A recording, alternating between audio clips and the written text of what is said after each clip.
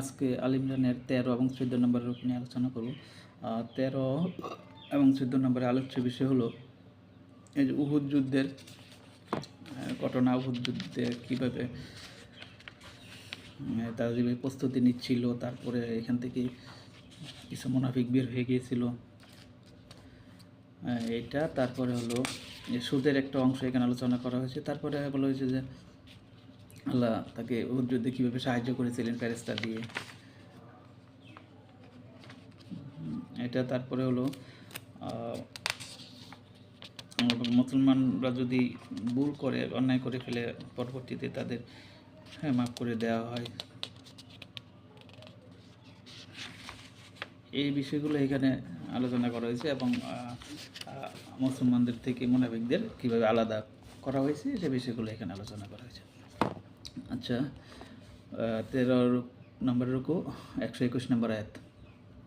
হে নবী, মুসলমানদের সামনে সে সময়ের কথা বর্ণনা করো যখন তুমি অতি প্রত্যুষে নিজের গড় থেকে বের হয়েছিলে এবং উহুদের ময়দানে মুসলমানদের যুদ্ধের জন্য বিভিন্ন স্থানে নিযুক্ত করেছিল। আল্লাহ সমস্ত কথা শোনেন এবং তিনি সব কিছু ভালো করে জানেন। এখানে বলে যে সকালে যে বের হয়েছিলেন এটা, এবং মুসলমানদের ওখানে যুদ্ধের সময় যে বিভিন্ন স্থানে রাখা হয়েছিল বলতে মদিনা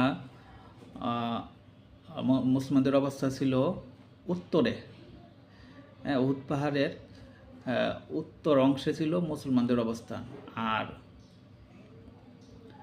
দক্ষিণ অংশে পশ্চিম অংশে ছিল মুশরিকদের অবস্থান। তো মুশরিকরা ছিল পশ্চিমে আর মুসলমানরা ছিল উত্তরে পাহাড়ের পাদদেশে। আর হলো ওই পূর্ব দিকে একটা ফাঁকা জায়গা ছিল, ওইখানে মুসলমানদের 50 জন মতো সাহাবী ছিল, ওখানে তাদেরকে বলা হয়েছিল এখান থেকে না সরার জন্য। এটা একটা গুরুত্বপূর্ণ পয়েন্ট ছিল। যদি এই দিক দিয়ে তারা আক্রমণ করে পশ্চিম এবং পূর্ব দিক দিয়ে, তাহলে কিন্তু মুসলমানদের সমস্যা হবে। এটা কিন্তু নবী রাসূল জানতে পারছিলেন, এই কারণে এদেরকে দায়িত্ব দেওয়া হয়েছিল জুবাইর আলাইহিস সালামের নেতৃত্বে। এই ভুলের কারণেই কিন্তু এখানে থেকে যারা ছিল তারা যখন সরে আসছিল তখনই কিন্তু প্রথমে কিন্তু বিজয়ের দ্বারপ্রান্তে পৌঁছে গেছিল মুসলমানরা, কিন্তু পরবর্তীতে এখানে যে দায়িত্ব ছিল তারা যুদ্ধের শেষের অবস্থায় জায়গা ছিল গনিমতের মাল, এগুলা প্রতি লোভে তারা এখান থেকে চলে আসছিল। কারণ মুসলমানদের তখন প্রস্তুতি, এখনও কিন্তু পূর্ণাঙ্গ ইমানদার তৈরি হয়নি। নতুন নতুন যারা আসতো তাদের কিন্তু তাদের এত কী বলে খাঁটি মুসলমান হয়ে, সাচ্চা মুসলমান হয়ে মতো পরিস্থিতি অনেকের মধ্যে ছিল না। এই কারণে তারা এই দুর্বলতায় পতিত হলে খালিদ বিন ওয়ালিদ এই ঘুরে, তারা যে পশ্চিম পাশে ছিল, পশ্চিম পাশ থেকে ঘুরে গিয়ে পূর্ব দিকে গিয়ে দেখে যায় ওখান থেকে সাহাবীরা সরে যাচ্ছে, তখন আক্রমণ করে বসে। তখনই কিন্তু মুসলমানদের অনেক ক্ষতি হয়। এইখানে সেটিংয়ের ব্যাপারটা বলছে যে নবীজি কীভাবে সুন্দর করে প্ল্যানিং করে যে সাজাইছিলেন, এই কথাটা এখানে বলা হয়েছে। তারপরে 122 নম্বর আয়াত। স্মরণ করো যখন তোমাদের দুটি দল কাপুরুষতার প্রদর্শনী করতে উদ্যোগী হয়েছিল, অথচ আল্লাহ তাদের সাহায্যের জন্য বর্তমান ছিলেন এবং মুমিনদের আল্লাহরই উপর ভরসা করা উচিত। 122 নম্বর আয়াতে বলা হচ্ছে যে দুটি দল বলতে বনি সালমা এবং বনি হারেসা। তারা যে বনি ছিল যে আবদুল্লাহ ইবনে উবাইয়ের যে মুনাফিকদের নেতা ছিল, সে 300 মুসলমানকে, যারা মুসলমান আসলে নামে হয়েছিল, আসলে তারা মুসলমান ছিল না, তাদেরকে রাস্তা থেকে নিয়ে চলে যায়। তখন কিন্তু 700 জন ছিল মুসলমান। এই 700 জনের ভিতরে 2টা গোত্র ছিল যারা সরে আসে নাই ঠিকই, কিন্তু তারা 300 জন সরে আসার পর তারা দুর্বল হয়ে যায়। তারা ওইখানে ওই আন্তরিকতার সহিত তার কাজ করতে পারে নাই। যখন তারা ওই যেখানে থাকার কথা ছিল ওখানে থাকে নাই, তারা কিন্তু ভালো করতে পারে না ওখানে গিয়ে, বরং পরাজয়ের একটা অবস্থা তৈরি করে ফেলে। এদেরকে কাপুরুষতার প্রদর্শনী উদ্যোগ হয়েছিল, এটাই এখানে বলা হয়েছে। অথচ মুসলমানদের উচিত ছিল যে আল্লাহর উপরে ভরসা করা এবং ওই অন্যদিকে মনোযোগ না দেওয়া, এবং নবী যে কথাটা আদেশ দিয়েছিল ওইটা মেনে চলা দরকার ছিল। এই কাজটা তারা করে না, এটাই বলা হয়েছে। তারপর 123 নম্বরে, এর আগে বদরের যুদ্ধে আল্লাহ তোমাদের সাহায্য করেছিলেন, অথচ তখন তোমরা অনেক দুর্বল ছিলে। কাজী আল্লাহ নাশকরি করা থেকে তোমাদের দূরে থাকা উচিত। আশা করা যায় এবার তোমরা শুকরগুজার হবে। এই যে উহুদ যুদ্ধে কিন্তু মুসলমানরা অল্প ছিল, 313 জন, আর ওখানে ছিল মুশরিকরা ছিল 1000। ওখানে কিন্তু বিজির হয়েছিল, এবং ইমানের জোরে তারা কিন্তু ওইখানে বিজি হয়েছে, এবং ওই সময় দুর্বল অবস্থায় কিন্তু তাদেরকে বিজয়ী করা হয়েছে, এবং ওইটা শুকর আদায় করা উচিত। এবং এবার তারা যে ভুলটা করছে এটার পর থেকে যাতে তারা আল্লাহ শুকর আদায় করে। এই হলো 23 নাম্বার। তারপর হলো 124 নাম্বার, স্মরণ করো যখন তুমি মুমিনদের বলেছিলে আল্লাহ তার 3000 ফেরেশতা নামিয়ে দিয়ে তোমাদের সাহায্য করবেন, এটা কি তোমাদের জন্য যথেষ্ট নয়? না, এই যুদ্ধে আসার আগে নবীজিকে ভরসা দিয়েছিলেন যে আল্লাহ 3000 ফেরেশতা দিয়ে ওই মুসলমানদের সাহায্য করবেন। যেহেতু ওই এই যে আব্দুল ইবনে উবাই মুনাফিক ছিল, বা আরও অনেকে এইখানে তারা ভয় পেয়েছিল যে কি হয়, এটার জন্য আল্লাহ এখানে তাদের আগেই বলে দিয়েছিল। 125 অবশ্যই যদি তোমরা সবর করো এবং আল্লাহকে ভয় করে কাজ করতে থাকো, তাহলে যে মুহূর্তে দুশমন তোমাদের উপর চড়া হবে ঠিক তখনই তোমাদের রব 5000 চিহ্নযুক্ত ফেরেশতা দিয়ে তোমাদের সাহায্য করবেন। বলতে সবর করার জন্য এবং আল্লাহকে ভয় করার জন্য, তাহলে আল্লাহ ফেরেশতা দিয়ে সাহায্য করবে। 126 একথা 3000 কথা বলছিল, কিন্তু পরে আল্লাহ এটাকে বাড়িয়ে 5000 করেছিলেন। একথা 126 একথা আল্লাহ তোমাদের এজন্য জানিয়ে দিলেন যে তোমরা এতে খুশি হবে এবং তোমাদের মন আশ্বস্ত হবে, এবং বিজয় সাহায্য সব কিছুই আল্লাহর পক্ষ থেকে আসে, তিনি প্রবল পরাক্রান্ত মহাজ্ঞানী। এটি কেন করছিল? যাতে খুশি হয় এবং ভরসা পায়, যাতে কুফরি পথ অবলম্বনকারীদের একটি বাহু কেটে দেবার অথবা তাদের এমন লাঞ্ছনাপূর্ণ পরাজয় দান করার ফলে তারা নিরাশ হয়ে পশ্চাৎ প্রসরণ করবে। এটা করেছিল যাতে কুফরি যারা ছিল, মুশরিক যারা ছিল, তাদের বাহু কেটে দেওয়া হয়। তো বাহু কেটে বলতে তাদেরকে মারা হবে, অথবা তারা লাঞ্ছনাপূর্ণ পরাজয় বরণ করবে। তবে 128 চূড়ান্ত ফয়সালা করার ক্ষমতা তোমার কোনো অংশ নেই, এটা আল্লাহর ক্ষমতা এখতিয়ারভুক্ত। তিনি চাইলে তাদের মাফ করে দেবেন, আবার চাইলে তাদের শাস্তি দেবেন, কারণ তারা জালেম। এখানে বলা হয়েছে নবীজি কিন্তু ওই যে যুদ্ধে দাঁত মোবারক শহীদ হয় এবং আহত হয় মারাত্মকভাবে, অনেক সাহাবী মারা যায়। এই ব্যক্তিতে কিন্তু নবীজি তাদের প্রতি একটু বদদুয়ার মতো ইয়ে করেছিলেন। তখন আল্লাহ বলছে যে মাফ করে দেওয়ার মালিক আল্লাহ, তোমার এখানে কিছু করার নাই, আল্লাহ চাইলে তাদের শাস্তি দিবেন, এতে মাফ করে দেবেন। 129 পৃথিবী ও আকাশে যা কিছু আছে সমস্তই আল্লাহর মালিকাধীন, যাকে চান মাফ করে দেন এবং যাকে চান শাস্তি দেন, তিনি ক্ষমাশীল ও করুণাময়। এই যুদ্ধে যারা আসছিল পরবর্তীতে ওইখান থেকে সবাই কিন্তু ইয়ে হয় নাই, এখান থেকে কিন্তু খালিদ বিন ওয়ালিদ মতো মুসলিমদের একজন বড় যোদ্ধা তৈরি হয়েছিল। ওখানে যদি সবাইকে আল্লাহ ধ্বংস করে দিতেন তাহলে কিন্তু এটা সুযোগ ছিল না। এই জন্য আল্লাহ বলছে যে যাকে ইচ্ছা মাফ করেন, যাকে ক্ষমা করে।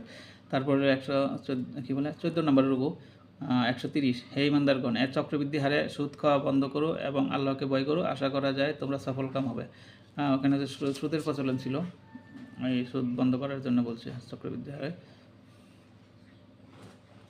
কারণ হলো সুদের একবারই কিন্তু বন্ধ করে না, প্রথম ধারাবাহিকভাবে যে মদ জুয়া এগুলো কিন্তু ধারাবাহিকভাবে বন্ধ করা হয়, একবারই আদেশ দিয়ে বন্ধ করে না। 131 সে আগুন থেকে দূরে থাকো যা কাফেরদের জন্য তৈরি করা হয়েছে, এবং আল্লাহ রাসূলের হুকুম মেনে নাও, আশা করা যায় তোমাদের উপর রহম করা হবে। দৌড়ে চলো 133 দৌড়ে চলো তোমাদের রবের ক্ষমার পথে এবং সেই পথে যা পৃথিবী ও আকাশের সমান প্রশস্ত, জান্নাতের দিকে চলে গেছে, যা এমন সব আল্লাহ ভীরু লোকদের জন্য তৈরি করা হয়েছে। আমাদের ওই দিকে যাইতে হবে, ক্ষমা চাইতে হবে এবং আল্লাহ যাতে ক্ষমা করে দেয়। এবং জান্নাত কতটুকু? পৃথিবী এবং আকাশ, এই যে আমরা দেখি বিশ্বজগৎ, বিশ্বজগৎ বলতে কি? এই পৃথিবী আছে, এই যে গ্যালাক্সি, কোটি কোটি গ্যালাক্সি আছে, এই টোটাল মিলে যে বিশ্বজগৎ, এটার সমান জান্নাতটা হবে, এটার সমান। এবং সেটা আল্লাহ ভীরু লোকদের জন্য ওই জান্নাতই রাখা হয়েছে। অনেকে হয়তো বলতে পারে যে জান্নাত কতটুকু? জান্নাত এখানে আল্লাহ বলে দিচ্ছেন জান্নাতেরই হলো সমান, এই বিশ্বজগতের সমান একটা অংশ হবে জান্নাত। 134 যারা সচ্ছল ও অসচ্ছল সব অবস্থায় অর্থ সম্পদ ব্যয় করে এবং যারা ক্রোধ দমন করে ও অন্যের দুষ্টুটি মাফ করে দেয়, এ ধরনের সৎ লোকের আল্লাহ অত্যন্ত ভালোবাসেন। এই ধরনের কাজ যারা করে, অর্থ সম্পদ দান করে, রাগ হলে দমন করে, এটাতে আল্লাহ পছন্দ করে।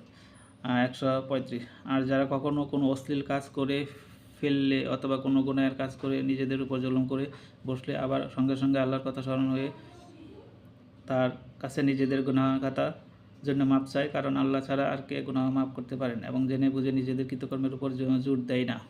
এটা বলছে যদি কোনো কারণে আমাদের কোনো কাজ করে ফেলে তাহলে আল্লাহর কাছে ক্ষমা চাই।